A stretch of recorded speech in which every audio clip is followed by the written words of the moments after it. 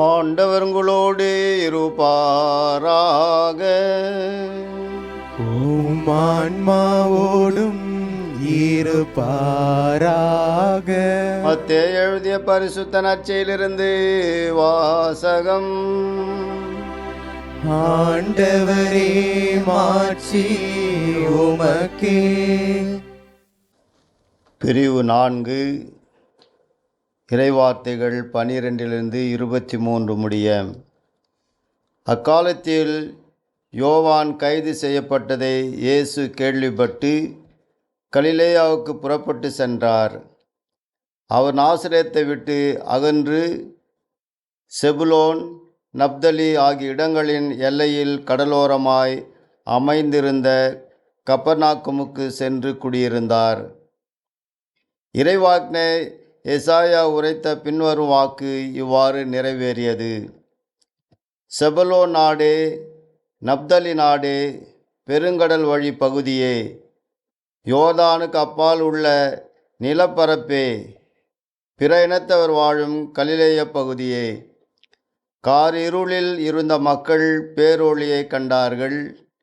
சாவின் நிழல் சூழ்ந்துள்ள நாட்டில் குடியிருப்போர் மேல் சுடரொளி உதித்துள்ளது. அது முதல் இயேசு, மனம் மாறுங்கள், ஏனெனில் விண்ணரசு நெருங்கி வந்துவிட்டது என பறைசாற்றத் தொடங்கினார்.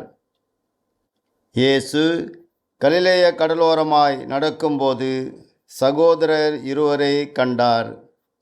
ஒருவர் பேதுரு எனப்படும் சீமோன், மற்றவர் அவர் சகோதரான அந்திரேயா. மீனவரான அவ்விருவரும் கடலில் வலை வீசி கொண்டிருந்தனர்.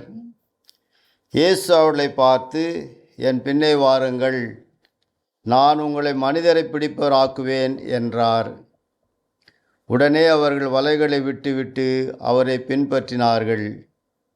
அங்கிருந்து அப்பால் சென்றபோது வேறு 2 சகோதரர்களை கண்டார். அவர்கள் செபதேவின் மகன் யாக்கோபும் அவர் சகோதரான யோவானும் ஆவர். அவர்கள் தங்கள் தந்தை செபதேயுடன் படகில் வலைகளை பழுது பார்த்து கொண்டிருந்தார்கள். இயேசு அவர்களையும் அழைத்தார். உடனே அவர்கள் தங்கள் படகையும் தந்தையும் விட்டுவிட்டு அவரை பின்பற்றினார்கள். அவர் கலிலேயா பகுதி முழுவதும் சுற்றி வந்தார். அவர்களுடைய தொழுகை கூடங்களில் கற்பித்தார். விண்ணரசு பற்றி நற்செய்தியை பறைசாற்றினார். மக்களிடையே இருந்த நோய் நொடிகள் அனைத்தையும் குணமாக்கினார்.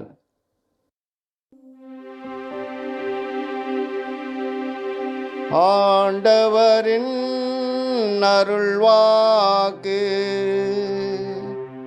கிறிஸ்துவே